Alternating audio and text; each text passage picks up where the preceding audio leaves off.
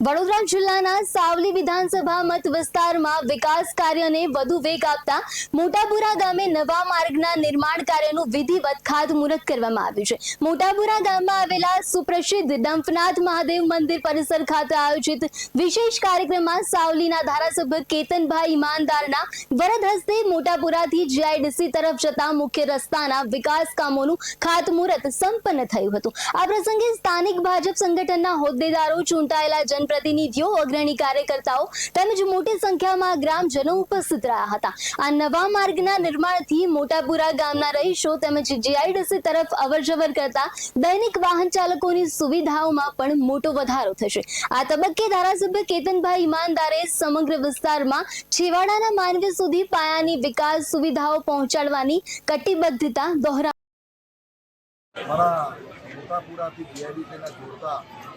खूब अत्यंत जरूरी आरसीसी आ खातमुहूर्त करता मैं खूब आनंद है। કેટલા વર્ષોની માંગણી હતી અને ડામર રોડ 2 વખત બનાવ્યા પછી પણ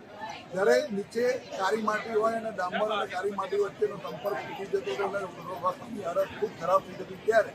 ગામ લોકોની રજૂઆતને ધ્યાનમાં રાખી અને આરસીસી રોડ બનાવવાનું નક્કી કરી 350 મીટરની પહોળાઈવાળો રસ્તો કાયમી આ વિસ્તારના લોકો અને આ વિસ્તાર સિવાય મારા સાવલી ડેસર તાલુકા સિવાયના તાલુકાના લોકો પણ જે યુવાનો કાયમ માટે રોજગારી મેળવવા માટે જીઆઈડીસીમાં જાય છે, એ તમામને જે સવલત જોતી હતી એ સવલત ગુજરાતની ભારતીય જનતા પાર્ટીની આપણી ભૂપેન્દ્રભાઈ પટેલની સરકારમાં ત્યારે અમે રજૂઆત કરી અને રજૂઆતને ધ્યાનમાં રાખી માન્ય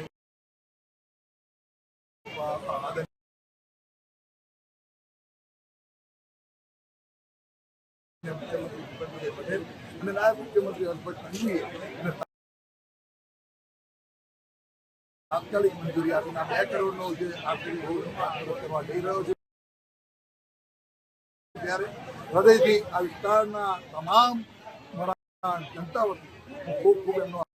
આભાર માનું છું અને આવા અવિરત વિકાસના કાર્યો સાવલી દેશના તાલુ વિધાનસભા ક્ષેત્રમાં થતા આવ્યા છે અને હજુ પણ જે પણ નાના મોટા કામો